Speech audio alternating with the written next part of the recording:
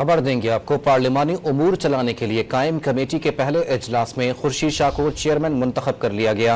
वजीर दिफा ख्वाजा आसिफ ने PTI से उनकी हुकूमत के दौरान इकदामात पर माफ़ी मांगने का मुतालबा कर दिया। पार्लिमानी उमूर चलाने के लिए कायम कमेटी के पहले इजलास में खुर्शीद शाह को चेयरमैन मुंतखब कर लिया गया है। कमेटी ने खुर्शीद शाह को चेयरमैन मुंतखब किया है। मजीद जानेंगे इरफान सदोजई से। इरफान, क्या डिटेल्स हैं इस बारे में, बताइए।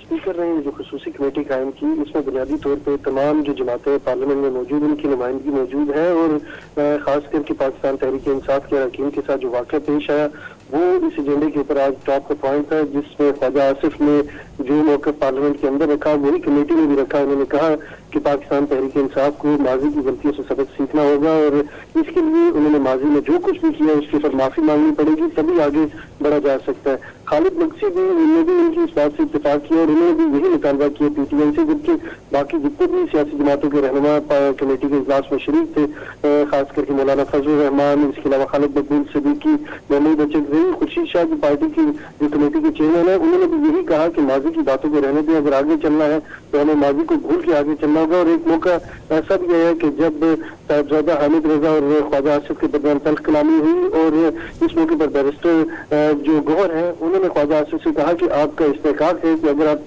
कमेटी को छोड़ के जाना चाहते हैं तो आप स्पीकर को लिख के दे सकते हैं। जिस पर ख्वाजा आसिफ अपनी नशिस्त से उठे और इजलास से जा रहे थे, जबकि इस मौके पर महमूद अचकज़ई और इसारदार ने उन्हें रोका और उन्हें वापस कहा कि आप नशिस्त के ऊपर बैठ जाए और हम बात को यहीं से आगे कंटिन्यू करेंगे। अभी भी जो खुर्शीद शाह है उन्होंने यही कहा है कि इसी मसले के ऊपर बात होगी और इस मसले को हल किए बगैर हम आगे नहीं बढ़ सकते, क्योंकि स्पीकर ने ये कमेटी बनाई ही इसी मसले के लिए है। बिल्कुल, कमेटी ने खुर्शीद शाह को चेयरमैन मुंतखब किया है। इरफान सदोजई अपडेट कर रहे थे, बहुत शुक्रिया।